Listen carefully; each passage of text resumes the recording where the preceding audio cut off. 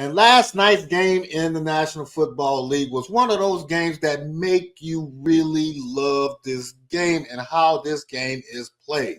Week 12 in the NFL started with a rivalry game. A rivalry game from the AFC North. This is exactly why I absolutely love this division, because it does not matter who is sitting on the throne on any particular week.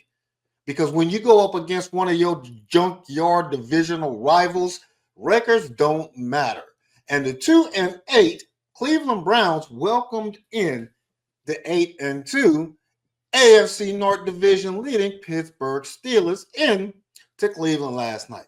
And as my man Jameis Winston said in his pregame comments, that it is truly a blessing to be in a situation where you get the opportunity to not only play up against a divisional rival, but do it in the spotlight of the national media on either a Thursday night game, Sunday night game, or Monday night game. And it just so happened that the conditions in Cleveland last night were set up for a classic AFC knockdown, drag-out fight. And guess what?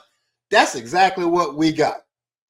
We had a game that were tale of two halves almost, where you had the Cleveland Browns who defended home field and the dog pound ferociously early in the first quarter and in the second quarter and in the third quarter.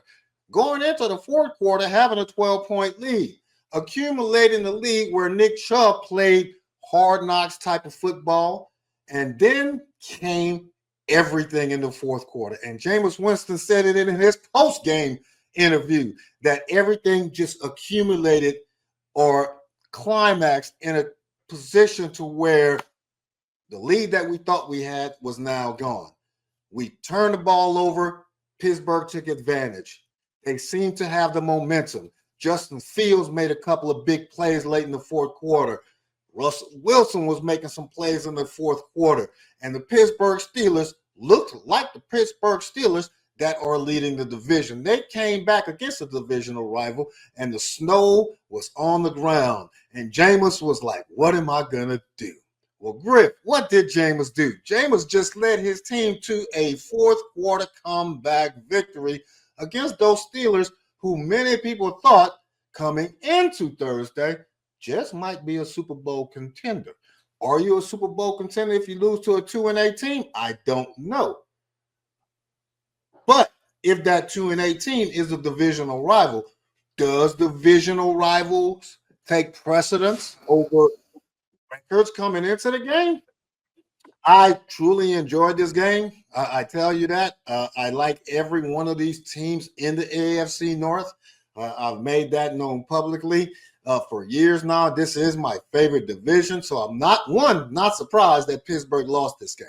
Two, somewhat happy that Jameis Winston led the Cleveland Browns to this victory at home, because this was, let's face it, their Super Bowl. And it couldn't have climaxed or culminated in such a way to where this game will not be played back in video clips for years to come, specifically that fourth quarter with Jameis Winston leading that team back after the lead. Now, I know that was a heck of an intro to set you up to talk about this game, but let us look at the game and whether or not Pittsburgh let the Steeler Nation down, or did Jameis lead a very good Cleveland team at times to beating a divisional rival. What do you think?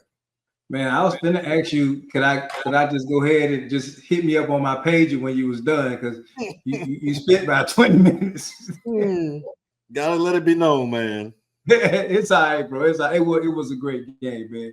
Let me see, what is it with you and Jameis Dreau? Dreau, you already guy, man. Hey, man, you know, it was a classic AFC North game. The elements, and you know, I know a lot of people talk about where the only reason why they won because the snow. Both teams play outside in the elements, and it ain't like it's something that they not used to. I mean, it just happened when it happened. I'm happy for Jameis, man, because like we talked about with Geno up in Seattle, a lot of people wrote Jameis off, man, and I'm gonna tell you, man, Jameis been acting kind of wild lately, but he done found the Lord, man. Jameis said he went to Amazon and ordered him a couple of W's. They supposed to be coming through Prime later. But I was thoroughly impressed with Jameis as far as Jameis being able to move around in that pocket. He made some big plays. Jerry Jeudy showed up since Amari Cooper was gone. But when you playing divisional games, like you said, when you got divisional games going on, and Nick Chubb, again, we talking about Jameis, who people said his career was over. Nick Chubb, another player who people thought his career was over after his injuries, was able to show up. I still think Pittsburgh still is good in that division. They played a division rival. The game is always normally tough.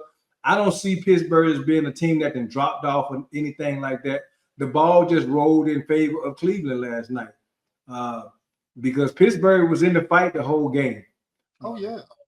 So I just saw a good game, man. And again, it reminded me of the games that I used to watch growing up as a kid when we didn't have all these domes and stadiums and people was playing out in the elements.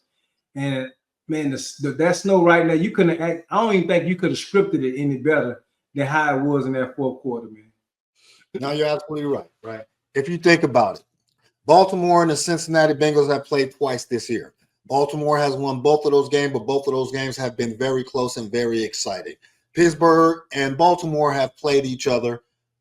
That game was close. Baltimore played Cleveland. Cleveland won that game against Baltimore. That game was close.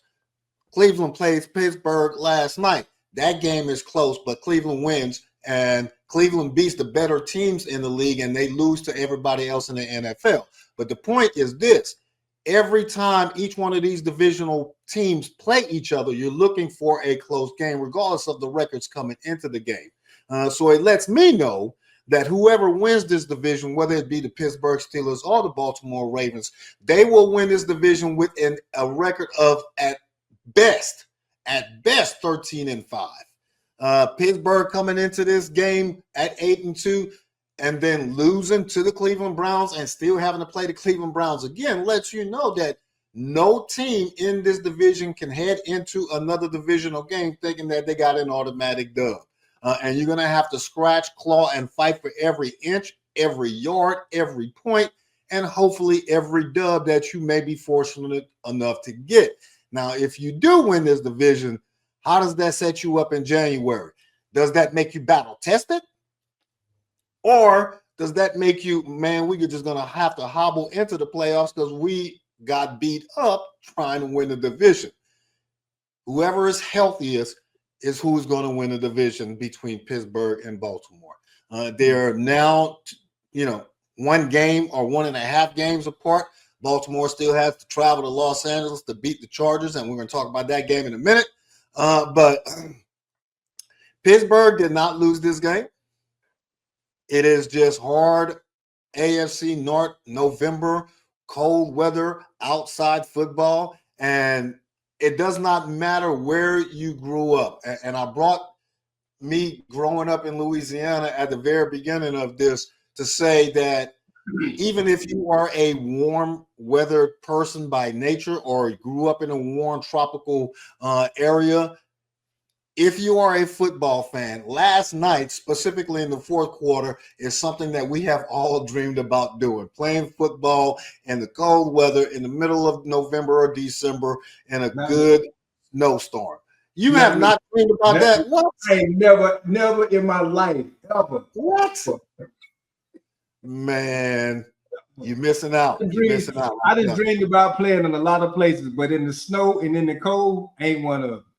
I know that you've done it at some point in your young military career because I ain't know no better. Huh? I ain't know no better. Yeah. Well, that's just the athlete in you taking over. Anyways, so look for the next, again, 3-4 weeks for each one of these two teams to be monster games. I mentioned it on Tuesday night. It does not matter what that team's record is. Every game that they play for the remainder of the season will be critical, whether they're trying to be a spoiler and knock somebody's playoff chances off the block or to jock for playoff or not playoff, but draft position by tanking.